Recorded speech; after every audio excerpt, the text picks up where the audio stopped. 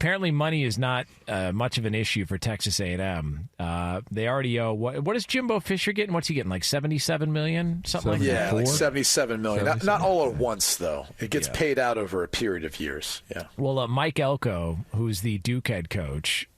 He is now the next head coach at Texas A&M. He will take over in College Station. What are they going to pay him? Well, here's the contractual numbers that we're looking at here. Ultimately, this according to ESPN, it's a 6-year contract, get a base salary of $7 million per year, but with several college football playoff. 42? Several college football playoff incentives here. He gets $1 million for a college football playoff appearance. 43. 1.5 for advancing to the college football playoff quarterfinals. 44.5. Or winning the SEC. $2 million. That's per year, by the way, if he hits any of those incentives in each year. Yeah. Wow. $2 million for a college football playoff semifinal appearance. 2.5 for a college football playoff game title game appearance. $3.5 million for a national title. Wow. And the contract includes $11 million salary pool for assistants and support staff. And, he's getting paid. And he's off leaving Durham and in College Station to take over there for the Aggies. Which I'll be honest with you, it's not – I mean, I like the way the contract is structured for Texas A&M.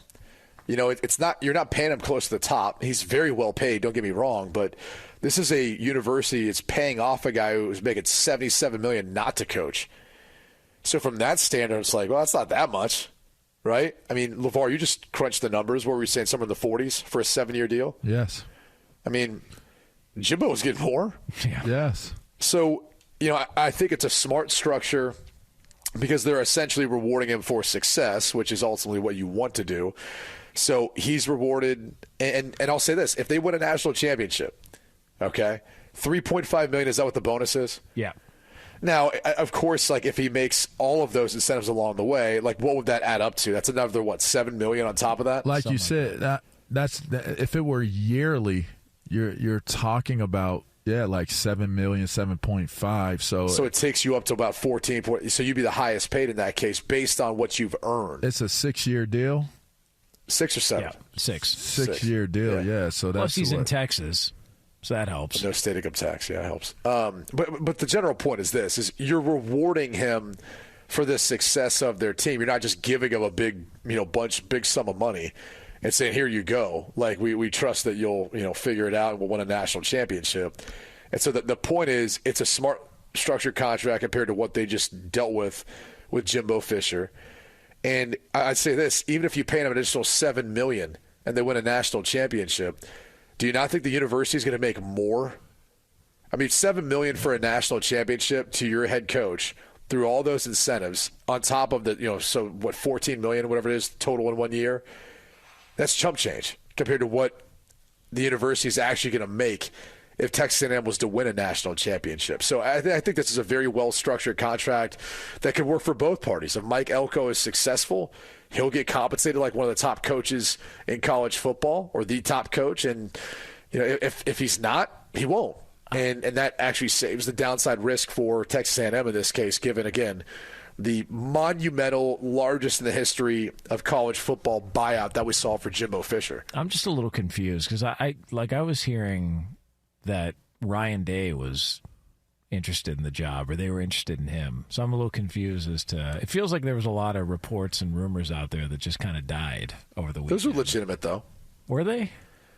Yeah. Was Urban Meyer laughing at the report or something like that? Well, it was Bruce Feldman's report. So if you're going to take a shot at the report, you'd be taking a shot at Bruce. Which I could promise you this: they were legitimate in the sense of at least how Texas A&M felt. That maybe they could get an interview from that, which was what the report was. Do you think Ryan Day would have seriously entertained the job? Why not? I would say to LaVar's point, generally, you should always entertain every opportunity. Yes. Like, I talk about this all the time from a front office perspective. If I'm John Lynch and he called the Patriots a number of years in a row and asked, hey, is Tom Brady available? Nope. Okay, cool. You make them say no. If you're Texas A&M and you're saying, we want to cast the widest net we can, we call John Gruden maybe, we call Ryan. Like, you want to call every possible coach you think is a good coach and can help you win, regardless of what other circumstances that the media or people on the outside talk about. You call them and you ask. and make them say no. If you think they're an upgrade or you think they can help you win, you make them say no before you move on. So, look, Ryan Day is a great coach.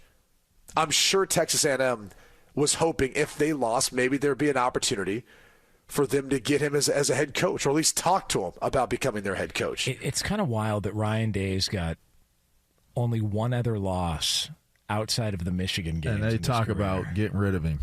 Yeah. I told by the people. way, wild, man. That's the difference. He's got, 6 losses or something like that? Yeah.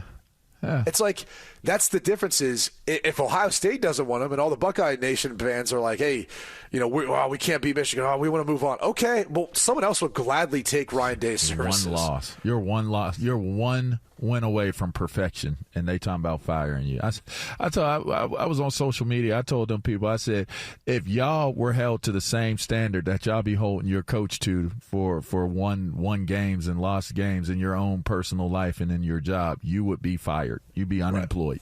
Right. If you had to live up to that standard that you're sitting there judging that man off of, you would have no job.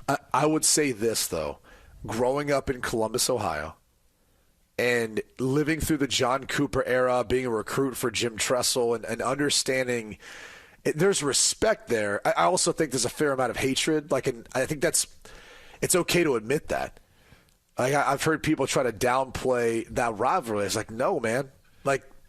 Michigan, Ohio State, they don't like each other. I get that part. There's cattiness too to just people who live in both states. 100%. Well, remember, so all I'm 100%. saying is it's because someone asked the question: if Ohio State went 6-6 next year but beat Michigan, would that be a good year? Well, in some people's mind, yes. Yeah. Which that's how crazy it is. In some people's mind, yes. If they won that one game, regardless of how the rest of the season went, it would be a good season.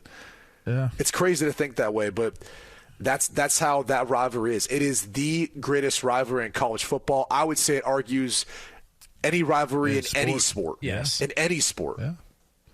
I don't have a problem with all of that. I just have a problem with I told people this when the whole Franklin stuff hit, because he has 2 losses over, 4 losses over the last 2 years, and it's to the same 2 teams. And I'm like, are you closer to elite or are you closer to mediocrity? And to me, and we talked about this earlier in the show when we talked about Wright getting fired and how you run things. This is a people-ran, people-led type of business and industry and category. If you're closer to elite, I'd rather try to figure out how to get to elite versus take the risk of I'm going to bring somebody else new in, and although they may be an elite coach, you're still taking the risk and a tremendous chance that you may lose where it is that you're at. I mean, remember we made the point a couple months ago, Nebraska fans wanted Bo Pelini out. It's crazy, badly. And they haven't been that good since. He's been the best they've had in a long time. They haven't been that good since. So you're right there at it. Fans and I get it. Like I said, listen, if that's your rivalry, I get it. The rivalry was pretty strong still when I went to Washington. I hadn't witnessed a rivalry outside of high school, North Allegheny, North Hills. That's a hate rivalry. But at the highest level, it was Washington and Dallas were a tremendously heated rivalry. It used to be. And it was still at that feverish pitch that you could lose every game, but as long as you win the games against Dallas, it's like it's a win of a season, which is crazy to think, but that's how a lot of fans thought. I get it, but I don't.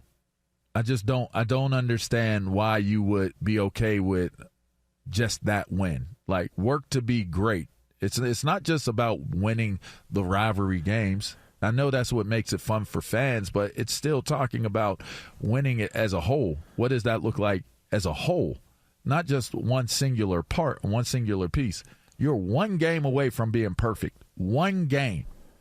And you rather fire him because he didn't win that one game. That's just it just doesn't compute well for me. It's like growing up, it was always Hilliard Davidson and Dublin Kaufman for me. Oh, my God. Why do you do this? What are you talking about? I mean, it's just you try so hard to act like you're from there. What up, Pat and Jake? I will say this about Matt Rule in Nebraska. They went 5-7 this year, which at one point they were 5. They lost the last 4. All one-score games, though.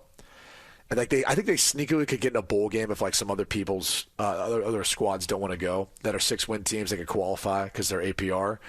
But I'm not betting against Nebraska like slowly building back with Matt Rule. Like we've seen this story before where year one, not quite as good, and then like year two they get better, and year three they're competing. And I know they're adding a bunch of teams from the Pac-12 in Oregon and Washington and obviously USC and UCLA. But that's gonna be an interesting program to watch to see what Matt Rule can do with them. I wonder if Matt Rule called Frank Reich yesterday and was like, "Hey man, come down and have a beer. Let's share some stories. Let's share some fun stories working with David Tepper with all the millions he paid us to go ahead and be gone." The crazy thing is, too, if you think about the Matt Rule era in Carolina, they were a far more competitive football team than what the Panthers were this year.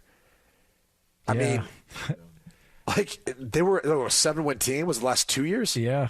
I mean, their defense was playing much better. They were running the football better. I mean, that's the problem is I know there was a bunch of turnover on the roster, but not to the point where they felt they lacked that much competitiveness.